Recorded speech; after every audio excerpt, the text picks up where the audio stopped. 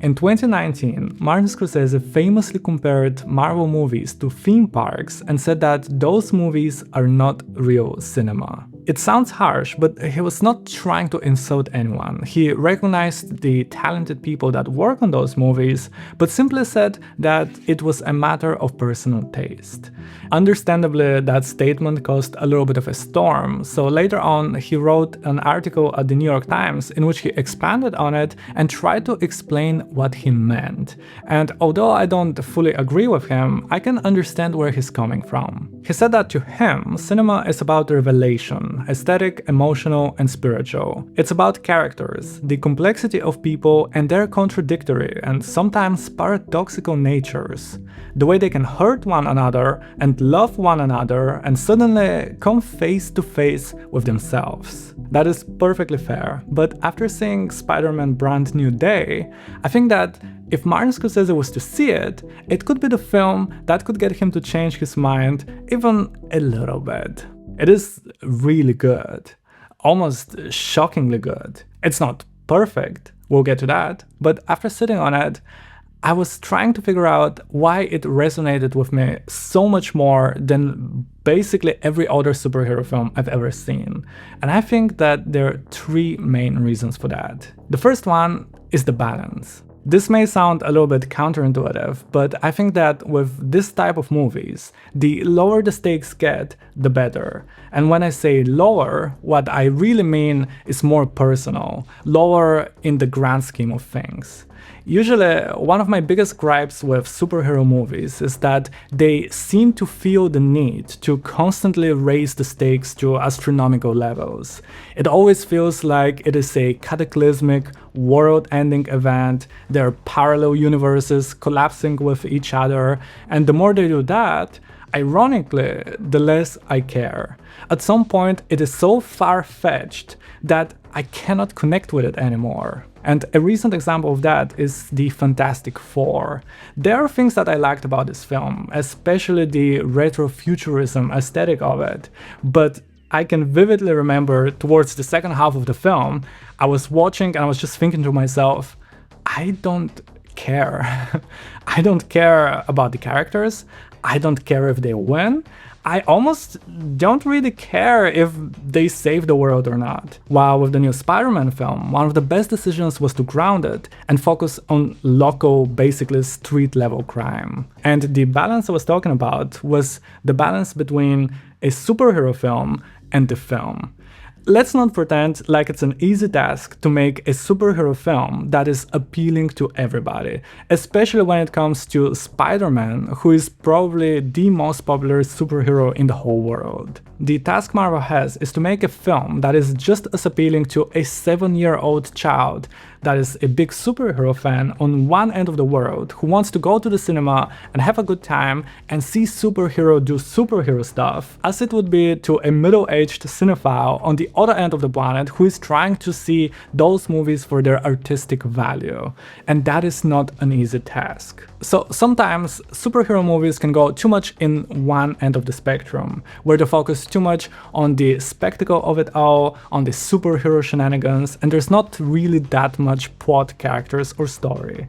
Or on the other hand, they can go too much on the other end of the spectrum, where it becomes a little bit too much of a character-driven study, sometimes very gritty, and some people like one, some people like the other, that is perfectly fine. But to me, Spider-Man Brand New Day managed to strike the absolute perfect balance between the two.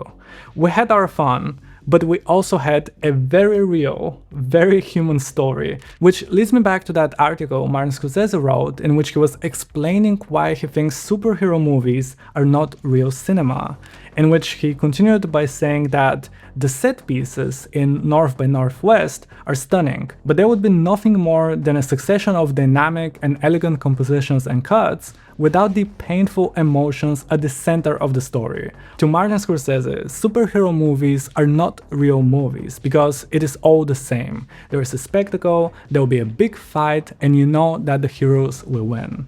He continues by saying that what's not there is revelation, mystery, or genuine emotional danger. And this is where the new Spider-Man film really shines. It is way more about Peter Parker than it is about Spider-Man. We find him at a stage in his life in which he has basically lost everything. The people closest to him, Tony Stark, his aunt, his girlfriend, his best friend, are either gone or they don't remember who he is. So while the entire city loves and cheers for Spider-Man, we see Peter Parker deal with the loneliness of his own existence. At this point, Peter Parker barely exists. He's Spider-Man, he's a workaholic, he saves people all the time, he fights crime all the time, and when he's Peter Parker, he's simply alone. And he's not ready to move on, he cannot move on. And the film is exploring that masterfully. Depends how deep you want to get, there is an even bigger discussion to be had about the difference between the person you are versus the person you present to the world. And the further apart they are from each other, the more difficult it gets for you to navigate those two. And that is the case for Peter Parker. He is almost entirely absorbed by Spider-Man, and it is not looking good. Now, going back to the stakes for a second, I want to bring up the first out of two moments in this film in which I remember thinking to myself, this is going to be good. This is different. And the first one is the first time we properly encounter the villain of the story, who is someone who can basically mind control / possess people. And it is not limitless. They have to be within a certain range. So if they want to mind control someone further away, they have to do someone closer and then jump to someone closer to that and hop from one person to another. And the reason it stood out to me was because of how brilliantly simple it was. There was this one moment in which he's in the middle of the street and people walk by and the mind controller keeps jumping from one person to another and they all continue speaking the same sentence and finishing each other's words. And the reason it stood out to me so much is because of how brilliantly simple it was. There was no need for any sort of CGI, no animation, nothing. Anyone, even a student with an iPhone, could have filmed that scene, and the idea is so good that it would have been just as effective. And the second moment that made me realize that this film was going to be so much better than anything I expected was, spoilers, the scene in which MJ and Peter Parker reunite and she remembers him and they kiss and he's happy for a second, and then it turns out that it was the mind controller possessing her body. And this scene, initially as it was happening, I started to roll my eyes. I was just thinking there's no way it has to be that easy, and I was ready to be disappointed. And then I remember very much getting up on my seat and thinking, okay, I see what you're doing. It was a heartbreaking scene on so many levels. And in general, I really have to give this film some credit for not pulling any punches. It did not choose the easy way on multiple occasions. Even the ending is bittersweet. Again, spoilers, but MJ reads a letter he had written long time ago and wanting to read to her one day, in which he explains the situation and that they used to know each other and be a couple, and she reads it. And that was easily one of the best scenes in the whole film, because she recognizes that this is probably true, but she does not know him, and that person that he knew back then, it's not her anymore.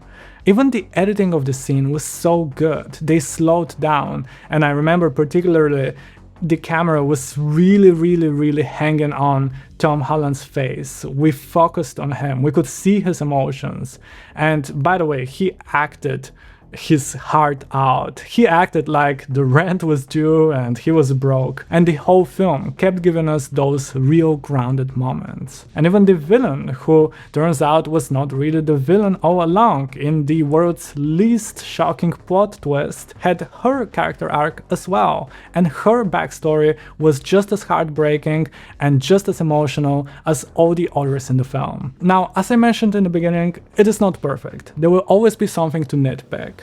One thing in particular that is probably very petty, but I just have to bring it up, is that there was this one particular moment in which the stakes are high, he needs to break into a building and he needs to do something important and time is running out, and he arrives there and there's a bunch of bad guys that he has to go through, and this is just Marvel being Marvel, following a little bit of their formula in which there is action, joke, tension rises up, down, and they just stop everything and he pauses for a second and does a little joke in which he goes, hold on, I have to stretch a little bit, I'm not in high school anymore. And I hated it for two reasons. One, you just break the momentum of this whole scene just for one joke that doesn't really need to be there. But two, it makes no sense. He is in college. He is ripped, by the way. Did you see those abs? He's probably at the best shape of his life. And he needs to stretch now because he's old and he's not in high school anymore and his body is not as young as it used to be? I'm not buying that. He's way too young for midlife crisis and picking up running as a hobby. Also, the plot twist, you could see it a mile away. It didn't necessarily bother me, it is fine. Although I have to give them credit that there were red herrings in the red herrings, essentially. There was this one particular really fun idea in which the bad guy, whom we later found out is a bad guy, is being asked about, do you know what VMAX is? And he very suspiciously says, oh, I have never heard about VMAX, what is that? And I was thinking, yeah, of course you've heard about VMAX, whatever VMAX is. And then later in the film, we find out, no, he actually had no clue what VMAX is. So there were some good ideas actually like that throughout the whole film. And one more thing that needs to be brought up, that this film deserves a lot of credit for, especially coming from Marvel, is that it looked like a film. There was locations, there was real sets, there was shadows, there was depth of field, there was contrast, there was color. At times the CGI was less than perfect, but you know, you cannot win them all, you have to cut them some slack. Overall, I really liked it. I think this may be my favorite superhero film that I've seen. At least no other comes to mind that really made me as invested in the characters as this one. And that is coming from someone who is not really that big of a superhero guy. But those are some of my initial thoughts on Spider-Man Brand New Day. I would love to hear yours, so let me know in the comments below, and until then, check out this video, in which I show off some of my strange film history collection. It has a lot of stuff, some of them are weird, some of them are bizarre, and some of them are really cool.